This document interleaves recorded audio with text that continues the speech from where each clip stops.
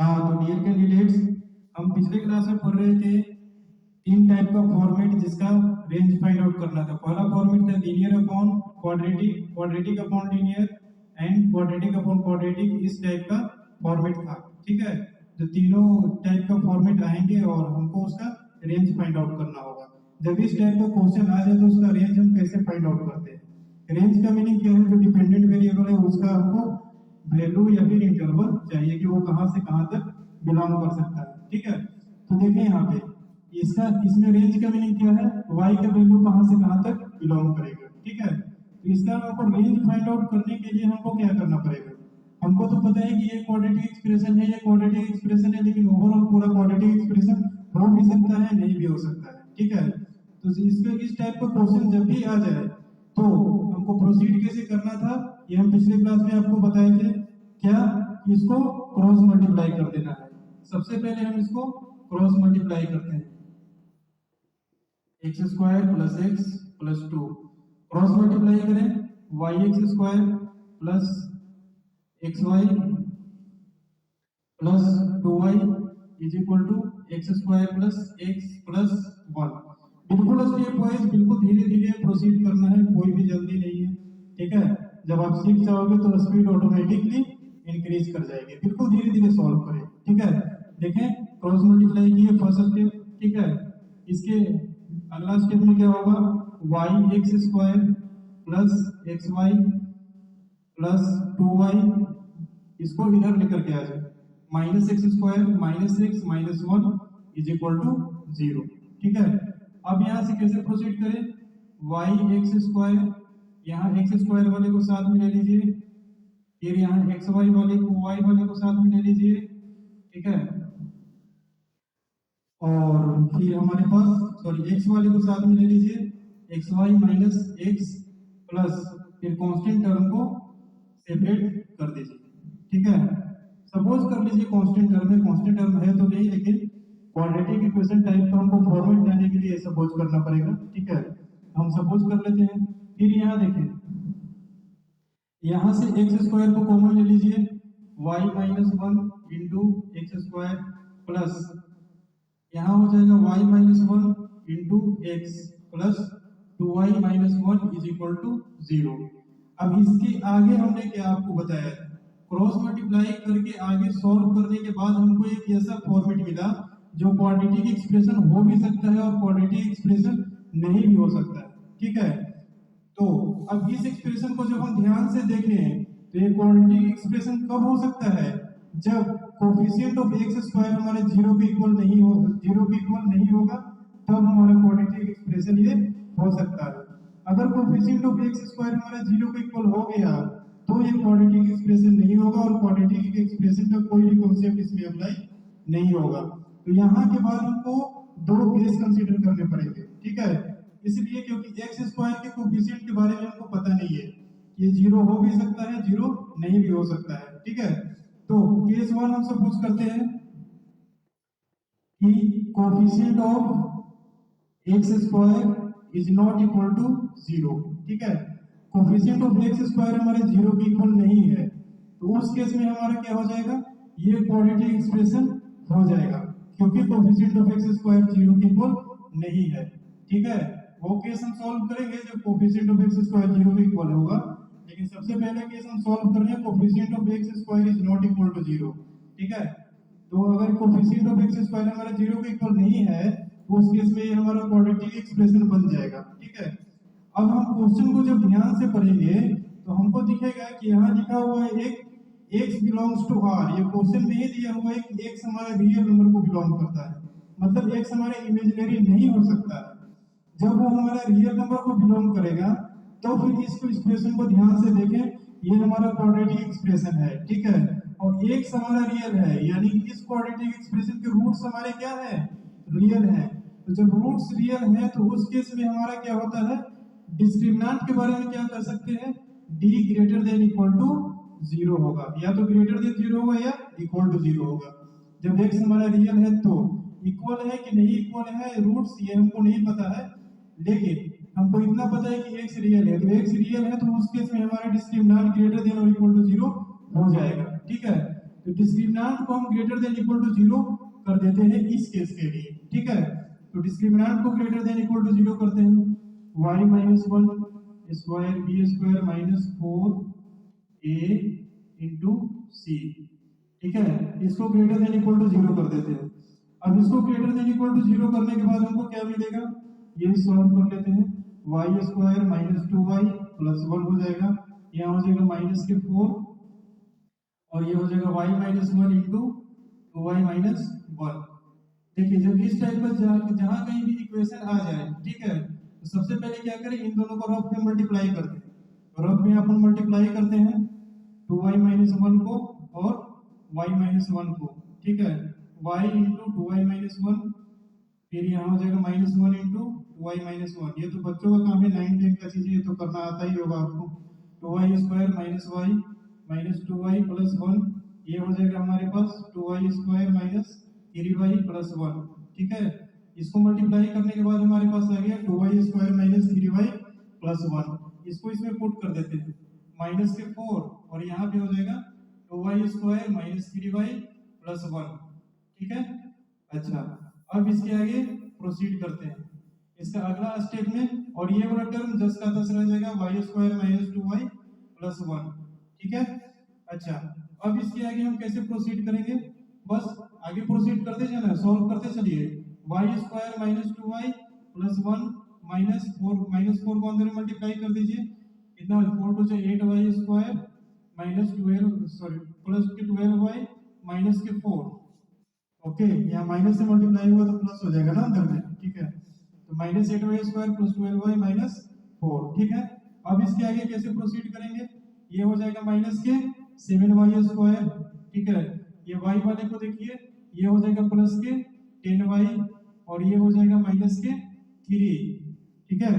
और हम सॉल्व क्या कर रहे थे, greater than equal to 0, greater than equal to 0, greater than equal to 0, यहाँ भी हो जाएगा ग्रेटर देन इक्वल टू 0। अब यहाँ की बात देखिए, ये हमारा इनइक्वालिटी का कॉन्सेप्ट यहाँ से अप्लाई होगा, ठीक है। अभी तो ऐसे ही चल रहा था, इनइक्वालिटी का साइन सिर्फ आ रहा था चलते, अब इनइक्वालिटी का कॉन्सेप्ट हमारा यहाँ से अप्लाई होगा। क्या अप्लाई होगा, ये देखें, ये हमारा निगेटिव है, ठीक है, ये हमारा निगेटिव है, तो इसको पॉजिटिव बनाना पड़ेगा फैक्टर्स तोड़ने के लिए, ठीक है। क्योंकि अगर ये निगेटिव रहेगा तो फैक्टर्स टूटने में बहुत ज्यादा परेशानी आएगी, फैक्टर्स टूटेंगे तो लेकिन परेशानी बहुत ज्यादा आएगी। तो बेटर यही होगा कि इसको हम पॉजिटिव बना लें। तो पॉजिटिव बनाने के लिए क्या करना होगा, हमको LHS में माइनस से मल्टीप्लाई करना होगा। तो माइनस से मल्टीप्लाई करेंगे तो क्या होगा, 7y स्क्वायर, इधर हो जाएगा माइनस के 10y और इधर हो जाएगा प्लस के 3, और ये हमारे इनइक्वालिटी का साइन क्या हो जाएगा, रिवर्स हो जाएगा, मतलब ग्रेटर देन इक्वल टू 0 है तो लेस देन इक्वल टू 0 हो जाएगा, क्योंकि हमने माइनस से मल्टीप्लाई कर दिया है LHS में, ठीक है। इनइक्वालिटी के रूल्स सॉल्व करते समय आपने इनइक्वालिटी का चैप्टर पढ़ते समय आप लोगों ने पढ़ा होगा कि माइनस से मल्टीप्लाई करने के बाद इनइक्वालिटी का साइन क्या होता है, रिवर्स हो जाता है, ठीक है। तो ये हमारा इनइक्वालिटी का साइन क्या हो गया, यहाँ रिवर्स हो गया। अब इसके फैक्टर्स तोड़े, ठीक है, कैसे फैक्टर्स तोड़ेंगे, ये देखिए 7y स्क्वायर माइनस के 7y माइनस के 3y प्लस के 3 is less than equal to 0। देखिए 7 3 जा 21 और 7 और 3 दोनों को ऐड करेंगे तो 10 आ जाएगा, ठीक है। यानी कि multiplication of extreme term is equal to summation of middle term आ गया, ठीक है। ऐसे ही तो फैक्टर्स तोड़ते थे, ठीक है। तो फैक्टर्स तोड़ने के लिए हमने ये स्प्लिट कर दिया, स्प्लिट करने के बाद हमको क्या करना पड़ेगा, 7y को यहाँ से कॉमन ले लेते हैं तो y माइनस 1 बचेगा, और यहाँ से हमने माइनस को 3 कॉमन ले लिया तो यहाँ पे भी बचेगा y minus 1 is less than equal to 0, ठीक है। अब यहाँ देखिए फैक्टर्स में फाइनली हमारे पास क्या निकल करके आ जाएगा, y माइनस 1 कॉमन आ जाएगा और अंदर में क्या बचेगा, 7y minus 3 is less than equal to 0, ठीक है। अब देखें, अब यहाँ से कैसे प्रोसीड करते हैं, इनइक्वालिटी का कॉन्सेप्ट आपने पढ़ा होगा, तो इस स्टेप के बाद हम क्रिटिकल पॉइंट को प्लॉट करते हैं, ठीक है। तो क्रिटिकल पॉइंट को प्लॉट करें, इस वाले पार्ट को इरेज कर देते हैं, ठीक है, आप लोग नोट डाउन कर ही लिए होंगे, ठीक है ना। तो इस वाले पार्ट को हम इरेज कर देते हैं, ठीक है, इसका तो हमको जरूरत नहीं है अभी, ठीक है ना, लेकिन इस इक्वेशन का हमको जरूरत पड़ेगा। तो इसको हम यहाँ पे लिख लेते हैं। थोड़ा जगह की कमी है इसलिए इरेज करना पड़ रहा है। आप लोग वीडियो को पॉज करके नोट डाउन कर लीजिएगा चीजों को। y minus one x plus y minus one is equal to 0। ये हमारा क्वाड्रेटिक इक्वेशन निकल करके आता है इसका सिंप्लीफाई करने के बाद। ठीक है, तो हमको इसका जरूरत पड़ेगा इसलिए हमने इसको ऊपर में लिख लिया। ठीक है, अब देखिए इसके बाद, ठीक है, केस 1 को सॉल्व करते समय इस स्टेप के बाद हमको क्या करना पड़ेगा, क्रिटिकल पॉइंट प्लॉट करना पड़ेगा। क्रिटिकल पॉइंट प्लॉट करते हैं। ठीक है, यहां से ये हमारा हो गया नंबर लाइन और क्रिटिकल पॉइंट क्या क्या आ जाएंगे, एक 1 आ जाएगा और एक 3/7 आ जाएगा। 3/7 हमारा 1 से छोटा है तो इधर कहीं पे लाई करेगा, ये 0 पॉइंट समथिंग रहेगा और एक हमारे पास 1 आ जाएगा। ठीक है, वैल्यू कर्व प्लॉट कर दें, वैल्यू कर्व तो प्लॉट करना आता ही होगा। ठीक है, ये पॉजिटिव, ये नेगेटिव, ये पॉजिटिव, यहां से बन जाएगा हमारे पास y बिलोंग्स टू 3/7 से लेकर के 1 तक। और ये इंटरवल कैसा होगा, क्लोज इंटरवल होगा क्योंकि इक्वलिटी हमारे पास है लेस देन और इक्वल टू 0। ठीक है, इक्वल टू 0 है तो इन दोनों पे चेक किए, 3/7 पे और 1 पे चेक करके देख लीजिए 0 के इक्वल आ रहा है। तो हमारे पास फाइनल आंसर आ जाएगा y बिलोंग्स टू 3/7 से लेकर के 1 तक। ठीक है, अच्छा ये तो हमने सॉल्व किया। जब हमारे पास ये क्वाड्रेटिक एक्सप्रेशन है उस केस में हमारे पास ये इंटरवल निकल करके आया। अगर ये क्वाड्रेटिक एक्सप्रेशन होता तो y का रेंज हमारे पास कहां से कहां तक आता, क्लोज इंटरवल 3/7 से लेके क्लोज इंटरवल 1 तक आता। ठीक है, मींस 3/7 से लेके 1 तक हमारे पास इसका रेंज आ जाता। ठीक है ना, लेकिन केस 2 भी तो हमको कंसीडर करना पड़ेगा। जब ये हमारा क्वाड्रेटिक एक्सप्रेशन नहीं होगा तो अभी हम केस 1 कंसीडर करके हम हमारे पास इंटरवल आ गया। अब केस 2 को कंसीडर करके हम इंटरवल फाइंड आउट करते हैं। ठीक है, अब हम कंसीडर क्या करेंगे, ये हमारे पास क्वाड्रेटिक एक्सप्रेशन नहीं है। तो जब क्वाड्रेटिक एक्सप्रेशन नहीं होगा उस केस में क्या होगा, देखिए क्या होता है उस केस में। केस 2, ठीक है, केस 2 में क्या होगा, coefficient of x square is equal to 0। ठीक है, यानी y minus 1 is equal to 0 suppose किया है। ठीक है, अगर हमारे पास कोफिशिएंट ऑफ एक्स स्क्वायर 0 के इक्वल है तो उस केस में हमारे पास सीधा यहां से दिख रहा है कि y का क्या वैल्यू आ जाएगा, 1 आ जाएगा। ठीक है, अच्छा y का वैल्यू तो 1 आ रहा है। ठीक है ना, यानी कि y इज इक्वल टू 1 पे हमारे पास एक्सप्रेशन का कोफिशिएंट ऑफ एक्स स्क्वायर 0 के इक्वल हो रहा है। सिर्फ 1 पे ही हो रहा है, 1 के अलावा कोई और ऐसा पॉइंट नहीं है जहां पे ये 0 के इक्वल हो रहा है कोफिशिएंट ऑफ एक्स स्क्वायर। ठीक है, अगर ऐसा कहीं पे दिखे, ठीक है ना, तो हमको ये पता है कि सिर्फ y इज इक्वल टू 1 पे ये क्वाड्रेटिक एक्सप्रेशन नहीं होगा, बाकी सारे पॉइंट्स पे हमारे पास क्वाड्रेटिक एक्सप्रेशन होगा। बाकी सारे y के वैल्यूज पे ही क्या होगा, क्वाड्रेटिक एक्सप्रेशन होगा ही होगा। ठीक है, सिर्फ y इज इक्वल टू 1 पे नहीं होगा। तो y इज इक्वल टू 1 पे हम इसको चेक कर लेते हैं कि x हमारे पास रियल आ रहा है या फिर इमेजिनरी आ रहा है। ठीक है, क्योंकि y इज इक्वल टू 1 पे हमारा, ठीक है, चेक करना पड़ेगा इस एक्सप्रेशन को। देखिए x square plus x plus 1 upon x square plus x plus 2। ठीक है, अगर ये एक्सप्रेशन, ठीक है, ये एक्सप्रेशन y के इक्वल है, ठीक है, और y का वैल्यू हम लिए हैं 1। ठीक है, और अगर इस पॉइंट पे हमारा x इमेजिनरी आ जाता है तब ये पॉइंट हमारे आंसर में इंक्लूडेड नहीं होगा। क्यों, क्योंकि हमारे पास x बिलोंग्स टू r दिया हुआ है, क्वेश्चन में यानी कि x रियल नंबर को बिलोंग करता है और रियल नंबर का बिलोंग कर रहा है और यहाँ पे आ जाएगा इमेजिनरी। इसका मतलब क्या होगा, ये पॉइंट हमारे आंसर में इंक्लूडेड नहीं होगा। ठीक है, तो देखें सॉल्व कीजिए इसको। X square plus x plus 2 is equal to x square plus x plus 1। ठीक है, ये कैंसिल आउट हो जाएगा, इधर आएगा नेगेटिव 0, इधर आएगा नेगेटिव 0, कैंसिल हो जाएगा, एक्स से एक्स कैंसिल, और ये आ जाएगा हमारा 2 इज इक्वल टू 1। ये तो एक हमारा मीनिंगलेस टर्म आ गया ना। 2 हमारे पास कभी भी 1 के इक्वल हो सकता है नहीं, ये मीनिंगलेस आ गया जिसका कोई मीनिंग नहीं है। ठीक है, ऐसा अगर आ जाए इसका मतलब क्या है, हमारे पास आंसर में इंक्लूडेड नहीं होगा। ठीक है, x को तो हमको रियल आना चाहिए था लेकिन यहाँ देख रहे हैं कि x ही गायब हो गया।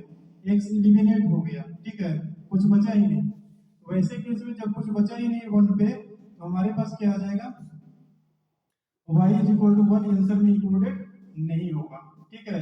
तो जब इसका हम फाइनल आंसर लिखेंगे, फाइनल रेंज, ठीक है, तो उस केस में क्या आ जाएगा हमारे पास, y बिलोंग्स टू 3/7 क्लोज, क्योंकि 3/7 पे तो 0 हो नहीं रहा है, तो इसको चेक करने की जरूरत नहीं है।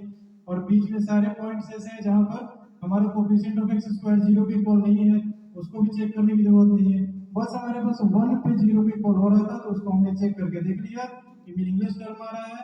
इसका मतलब क्या होगा, रेंज में, यानी कि y के वैल्यू जो आएंगे उस रेंज में हमारा 1 नहीं आएगा, ठीक है, उस इंटरवल में हमारा 1 इंक्लूडेड नहीं होगा। यानी कि इस इंटरवल में 1 इंक्लूडेड हो रहा था तब जब क्वाड्रेटिक एक्सप्रेशन था, अब क्वाड्रेटिक एक्सप्रेशन नहीं है तो उस केस में 1 इंक्लूडेड नहीं होगा। तो दोनों का इंटरसेक्शन जब हम लेंगे, जैसे देखिए यहाँ से हमारा इंटरवल आ जाएगा y बिलोंग्स टू 3/7 से लेकर के 1 तक ओपन, ठीक है, ये दूसरे केस का आंसर आ जाएगा। लेकिन दोनों का इंटरसेक्शन लेके फिर तो हमारे पास क्या आ जाएगा, 1 को एक्सक्लूड करना पड़ेगा। तो डायरेक्ट यहाँ से देख लीजिए, ठीक है, y 1 के इक्वल नहीं हो सकता है, ठीक है, y can't be equal to 1, ठीक है। तो हमारे पास 1 तो इस पॉइंट इस आंसर में है, तो 1 को यहाँ से बाहर करना पड़ेगा, ठीक है। तो इस इंटरवल से 1 को हम बाहर कर देते हैं, तो यहाँ क्लोज इंटरवल की जगह क्या लग जाएगा, ओपन इंटरवल। फाइनल आंसर में हमारे पास ये आ जाएगा फाइनल रेंज। समझ में आ गई बात, किस तरह से सॉल्व करते हैं, ठीक है। कुछ नहीं करना है, बस इस तरह के क्वेश्चन जब भी आए 2 केस कंसीडर करें और सॉल्व करें, ठीक है। क्वाड्रेटिक का फॉर्मेट लाएं, फॉर्मेट लाने के बाद डिस्क्रिमिनेंट पे कंडीशन देखें, ठीक है, x बिलोंग्स टू r है या x बिलोंग्स टू i है। यहाँ पर दे देता x belongs to imaginary number, ठीक है, रियल नंबर की जगह इमेजिनरी दे देता, तो d को लेस देन इक्वल टू 0 कर देते हैं, d को लेस देन इक्वल टू 0 करके सॉल्व करते हैं, ठीक है। मतलब इस टाइप के क्वेश्चन का हमारा प्रोसीजर इसी टाइप से है सॉल्व करने का, बिल्कुल ऐसे ही प्रोसीड कीजिए, ठीक है। बहुत सिंपल और आसान मेथड है। मेथड तो बहुत सारे होते हैं क्वेश्चन को सॉल्व करने के लिए, लेकिन सिंपल और आसान मेथड यही है, तो इसी टाइप से इसको प्रोसीड कीजिएगा, ठीक है। ओके, ठीक है, इसको नोट डाउन कर लीजिए, ठीक है ना। उसके बाद हम चलते हैं अगले एग्जांपल पे। हाँ हाँ, तो डियर कैंडिडेट्स, अब हमारे देखें नेक्स्ट एग्जांपल, ठीक है। इस एग्जांपल में हमने किस टाइप का फॉर्मेट लिया है, ध्यान से देखें, लीनियर अपॉन क्वाड्रेटिक फॉर्मेट में, ठीक है। तो कुछ नहीं करना है, बस जो मेथड हमने बताया है बस वैसे ही प्रोसीड करना है रेंज फाइंड आउट करने के लिए। यहाँ भी आपको दिया हुआ है x बिलोंग्स टू r, ठीक है, x बिलोंग्स टू r हमेशा दिया रहेगा, ठीक है। अगर इमेजिनरी भी दिया रहेगा तो उस केस को लेकर के कंसीडर कर देना, जब इमेजिनरी दिया रहेगा तो क्या है, d less than equal to 0 कर देना है। लेकिन इमेजिनरी आपको देगा नहीं, फिर उस टाइप का क्वेश्चन अराइज होंगे ही नहीं, ठीक है। और इस टाइप का डायरेक्ट क्वेश्चन भी आपको जेई में नहीं पूछे जाएंगे, लेकिन क्या है कि हमको आगे क्वेश्चन को सॉल्व करने के लिए ये मेथड और ये अप्रोच पता होना चाहिए। मतलब कि क्वेश्चन में इंटरनल केस में इसका इस्तेमाल आ सकता है, ठीक है, इसीलिए हम इस टाइप का क्वेश्चन को करवा रहे हैं, ठीक है। अब देखें ये हमारा क्या है, लीनियर अपॉन क्वाड्रेटिक टाइप का है। तो लीनियर अपॉन क्वाड्रेटिक टाइप का है, तो इससे कोई ज्यादा दिक्कत नहीं है, बस सेम वैसे ही प्रोसीड कीजिए, ठीक है ना।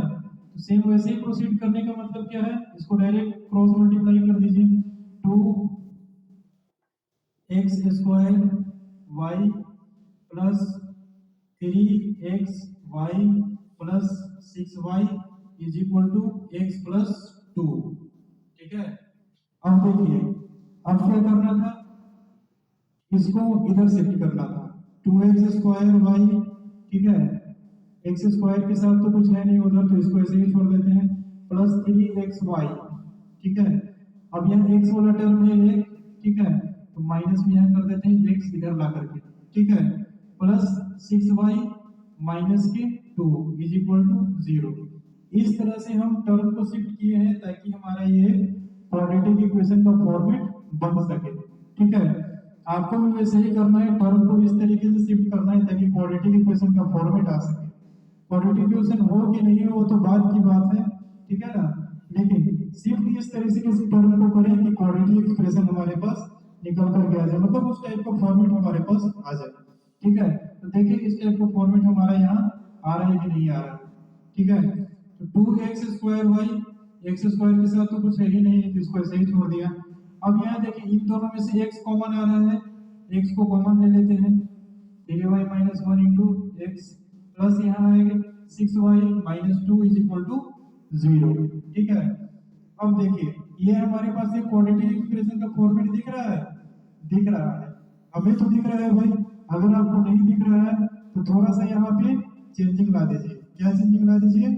2y इधर x² को कर दीजिए, ठीक है। अब देखिए इसको थोड़ा ब्रैकेट में डाल देते हैं सुंदर लगने के लिए।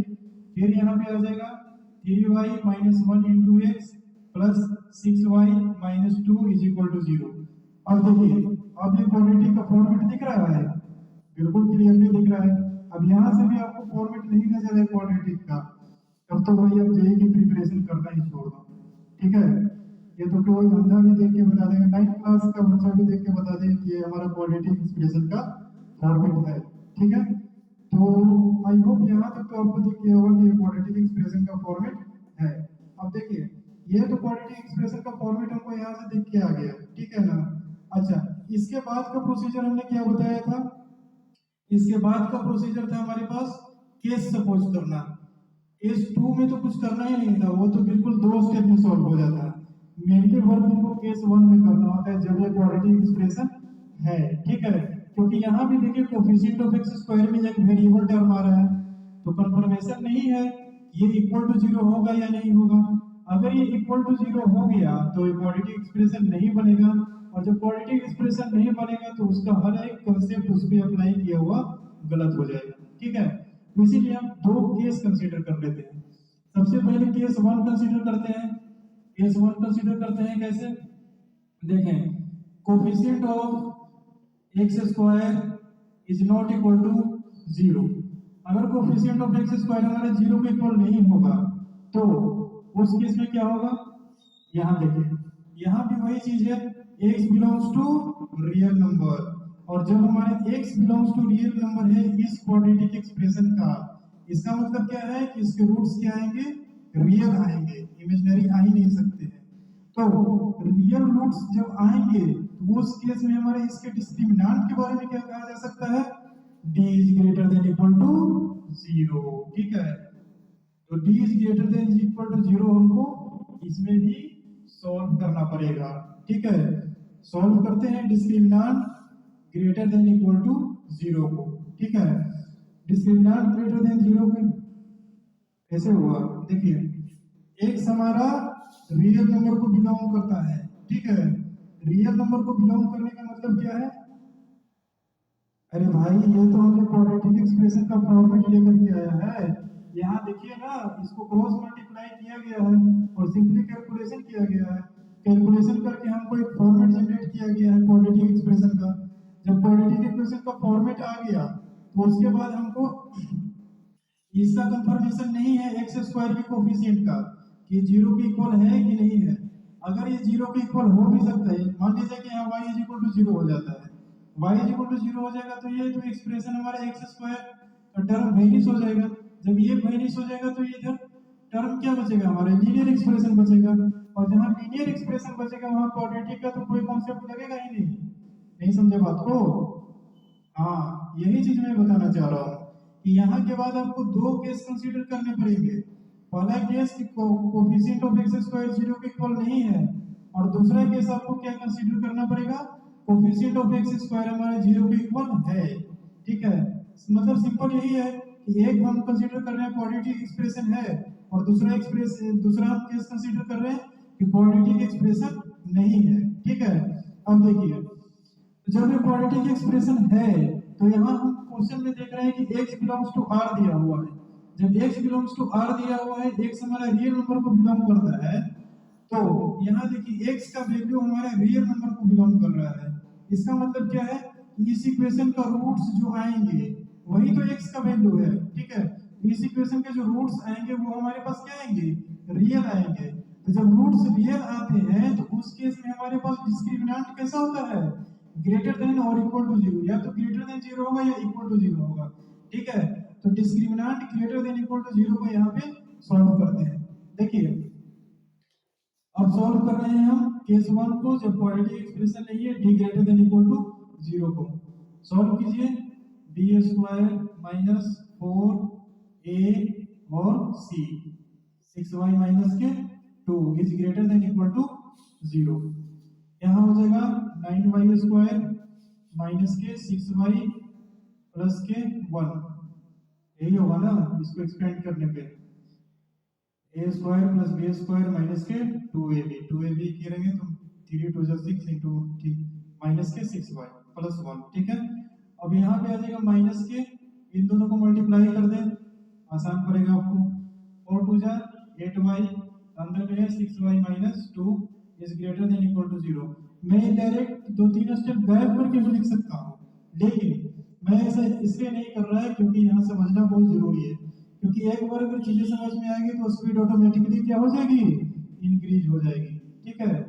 तो अब यहाँ देखिए एक एक स्टेप में बारीकी से कर रहा हूँ। देखिए 9y square minus 6y plus के 1, और यहाँ क्या हो जाएगा माइनस के 48y स्क्वायर प्लस के 16y is greater than equal to 0, ठीक है।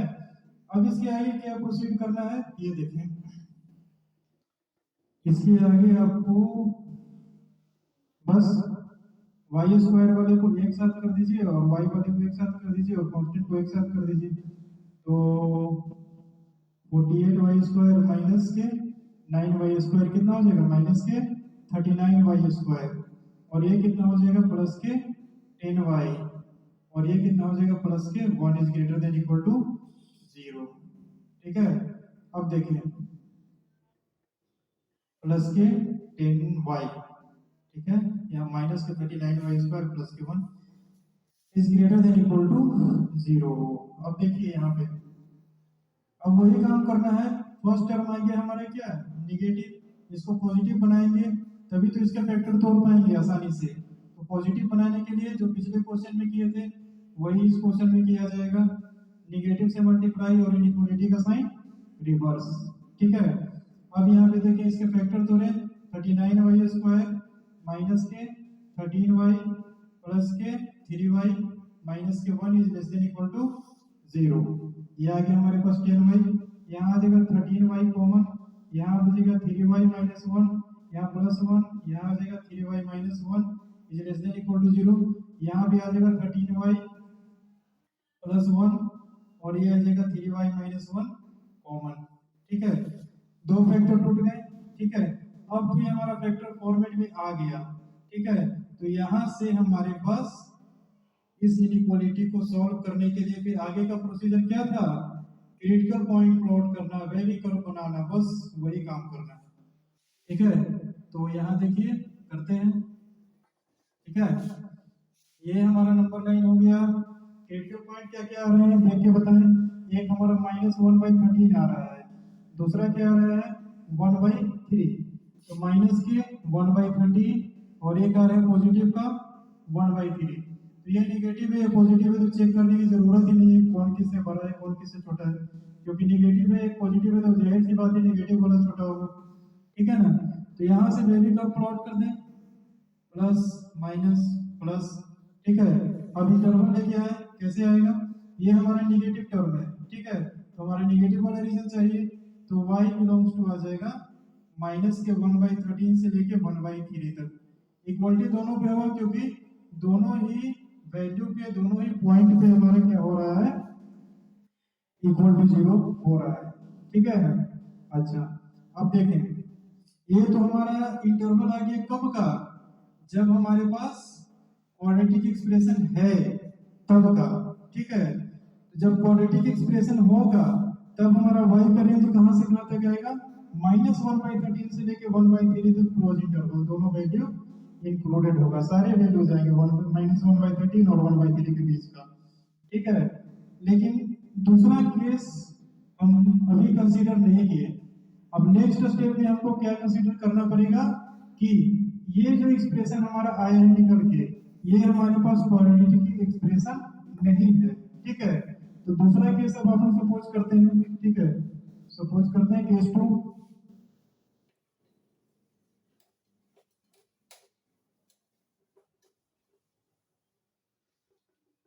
मैं इरेज कर दे रहा हूँ, लेकिन आप लोग वीडियो को पॉज करके नोट डाउन कर सकते हैं, ठीक है ना। तो यहाँ पे आपका आ गया केस टू। केस टू में हम क्या कंसीडर कर रहे थे, coefficient of x square not equal to zero शुरू में सपोज किए थे, अब यहाँ पर हम सपोज कर रहे हैं इक्वल टू जीरो, ठीक है। तो कोफिशिएंट ऑफ एक्स स्क्वायर हमारे जीरो पे इक्वल होगा, तभी हमारा क्वाड्रेटिक एक्सप्रेशन नहीं होगा। और हमने जैसा कहा था कि जब क्वाड्रेटिक एक्सप्रेशन नहीं है तो क्वाड्रेटिक एक्सप्रेशन का कोई भी कंसेप्ट आप नहीं अप्लाई कर सकते हैं। तो इसलिए मैं इस बात को बोल रहा हूँ कि अगर क्वाड्रेटिक एक्सप्रेशन नहीं है तो आप क्वाड्रेटिक एक्सप्रेशन का कोई सा भी कॉन्सेप्ट अप्लाई नहीं कर सकते हैं, जब तक ये कंफर्मेशन नहीं हो कि हमारा दिया हुआ एक्सप्रेशन क्वाड्रेटिक है तब तक, ठीक है। लेकिन हमारा केस टू में क्या है, क्वाड्रेटिक एक्सप्रेशन नहीं है, ये कंफर्मेशन है, तो यहाँ पे हमारा क्वाड्रेटिक एक्सप्रेशन का कोई भी कॉन्सेप्ट अप्लाई नहीं होगा। तो केस टू को सॉल्व करने के लिए हम कौन सा मेथड अप्लाई अपनाए, ठीक है, ये हम देखेंगे। तो देखिए केस टू को सॉल्व करने के लिए क्या करना है, तो हम कर देते हैं कोफिशिएंट ऑफ एक्स स्क्वायर को क्या जीरो पे इक्वल, तो y की किस वैल्यू पे जीरो आ रहा है, y is equal to zero पे हमारा coefficient of x square zero हो रहा है, यानी कि y का एक ही ऐसा वैल्यू दिख रहा है हमको जिसपे coefficient of x square zero हो रहा है और वहां पे वो क्वाड्रेटिक एक्सप्रेशन नहीं बन रहा है, ठीक है। अगर हमारे पास y is equal to zero के अलावा कोई सा भी वैल्यू हम ले ले रियल नंबर में से, ठीक है, कोई भी वैल्यू ले ले, तो वहां पे ये क्वाड्रेटिक एक्सप्रेशन बन रहा है और वहां पे क्वाड्रेटिक एक्सप्रेशन का कॉन्सेप्ट अप्लाई किया हुआ बिल्कुल करेक्ट है, ठीक है। तो बस y is equal to zero पे ये अप्लाई नहीं होगा, ठीक है ना। तो जब y is equal to zero पे अप्लाई नहीं होगा तो उस केस में जब हमारे पास y जीरो है तो उस पॉइंट पे हमारा x का क्या वैल्यू आ रहा है ये चेक करते हैं, रियल आ रहा है कि इमेजिनरी आ रहा है। अगर x का value y is equal to zero पे रियल आएगा, ठीक है ना, तो हम ये कहेंगे कि y is equal to zero उस आंसर में इंक्लूड होगा क्योंकि x बिलोंग्स टू r दिया हुआ है, ठीक है। अगर हमारा कुछ उठपटांग सा टर्म आ जाता है या फिर x वैनिश हो जाता है, एलिमिनेट हो जाता है, या फिर हमारा y के इक्वल टू जीरो पुट करने पे x का हमारा कोई इमेजिनरी वैल्यू आ जाता है आयोटा वगैरह टर्म करके, ठीक है, तो उस केस में हमारे पास y is equal to zero include answer में नहीं होगा, वो रेंज में नहीं आएगा, ठीक है। तो देखिए यहाँ पे coefficient of x square is equal to zero, तो y is equal to zero. अब y is equal to zero करके हम देखते हैं कि x का क्या वैल्यू आता है, 2x square plus 3x plus 6, ठीक है। अब देखें ये डायरेक्ट मल्टीप्लाई कर दीजिए, क्रॉस मल्टीप्लाई करने पे तो जीरो ही आ जा रहा है, यहाँ पे कुछ भी रहे कोई मतलब नहीं। तो x प्लस 2 को क्या होना पड़ेगा, यहाँ पे जीरो होना पड़ेगा, ठीक है, यानी कि x इज इक्वल टू क्या आ जाएगा माइनस के 2, ठीक है, यानी कि x बराबर माइनस 2 पे हमारा y का वैल्यू जीरो हो रहा है, यानी कि x is equal to minus 2 हमारे लिए। अब यहाँ ये देखेंगे x इज इक्वल टू जो माइनस 2 हमारा आया ये रियल नंबर के सेट से आया है या फिर इमेजिनरी नंबर है, ध्यान से देखें, ये तो एक हमारा इंटीजर है मतलब रियल नंबर है, और क्वेश्चन में भी दिया हुआ है कि x बिलोंग्स टू r, यानी कि जब ये क्वाड्रेटिक एक्सप्रेशन नहीं है तब भी हमारे पास x का क्या आ रहे हैं रियल वैल्यू आ रहे हैं। इसका मतलब क्या होगा, x is equal to minus 2 हमारा करेक्ट है, ये हमारा रियल नंबर आ रहा है, इसका मतलब है कि y is equal to zero भी हमारे पास आंसर में इंक्लूडेड होगा। तो हम इस रेंज में देख लेते हैं y is equal to zero आ रहा है कि नहीं आ रहा है, बस आ रहा है, -1/3 माइनस के 0 पॉइंट समथिंग ए प्लस के 0 पॉइंट समथिंग, ठीक है, तो बीच में यहाँ कहीं पे जीरो आ रहा होगा, ठीक है। आप लोग नंबर लाइन पे प्लॉट करके साफ साफ देख सकते हैं इन दोनों के बीच में जीरो इंक्लूडेड ऑलरेडी है। अगर हमारे पास जीरो इंक्लूडेड नहीं होता तो यहाँ पर बस माइनस करली ब्रैकेट जीरो ऐसा कर देते, लेकिन हमारे पास जीरो इंक्लूडेड है तो ये लिखने की हमको जरूरत नहीं है, यही हमारा क्या हो जाएगा फाइनल आंसर, ठीक है। तो इस तरह से हम रेंज फाइंड आउट करते हैं बारीकी से चेक करके, ठीक है। तो हमको क्वाड्रेटिक एक्सप्रेशन का कोई भी कॉन्सेप्ट अगर अप्लाई करें, ठीक है, तो सबसे पहले ये कंफर्मेशन होना बहुत ज्यादा जरूरी है कि वो हमारा क्वाड्रेटिक एक्सप्रेशन है कि नहीं है, ठीक है। अगर हमारा क्वाड्रेटिक एक्सप्रेशन नहीं है, किसी भी रीजन से हो गया कि क्वाड्रेटिक एक्सप्रेशन नहीं है, तो वहां पर क्वाड्रेटिक एक्सप्रेशन का कोई भी कॉन्सेप्ट आप लोग अप्लाई नहीं करें, ठीक है। अगर हमारे पास क्वाड्रेटिक एक्सप्रेशन है तो वहां पे कॉन्सेप्ट को अप्लाई कर सकते हैं, ठीक है। तो ये तो हमारा था range of linear upon quadratic, quadratic upon linear and something, 3 को टाइप का था, 3 क्वेश्चन हमने करवा दिए। और भी एग्जांपल आप खुद से लेकर के खुद से प्रैक्टिस कर सकते हैं, ठीक है। हमने आपको अप्रोच बता दिया, प्रोसीजर बता दिया, ठीक है।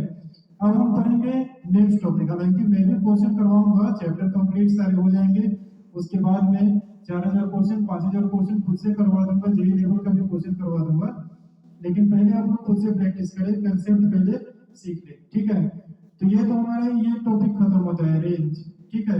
रेंज खत्म नहीं होता है, range of quadratic upon quadratic, linear upon quadratic, ये 3 टाइप का है ना, ये हमारा खत्म होता है। और अगला टॉपिक क्या है, रेंज ऑफ क्वाड्रेटिक एक्सप्रेशन, ठीक है। जब उसमें हमारा क्या लगा देगा, रिस्ट्रिक्शन, ठीक है। देखेंगे कि कैसे रिस्ट्रिक्शन लगता है और कैसे हमारा क्वाड्रेटिक एक्सप्रेशन फॉर्म होता है, ठीक है, हम उसका भी देखेंगे। लेकिन अगर हमको कहीं तक ग्राफ दे दिया तो वहां से रेंज फाइंड आउट करना है, ठीक है। मतलब कुछ अटपटा सा चीज, ठीक है। अभी तो सिंपल चीज पढ़ रहे थे, अब आगे थोड़ा बहुत अटपटा सा चीज पढ़ेंगे, ठीक है।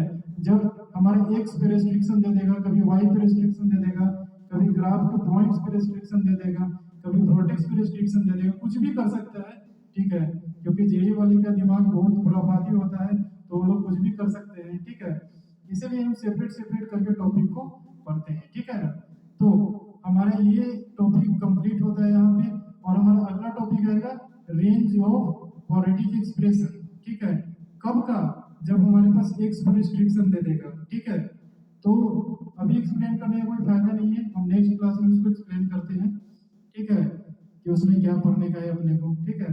तो इसको नोट डाउन कर लीजिए, ठीक है।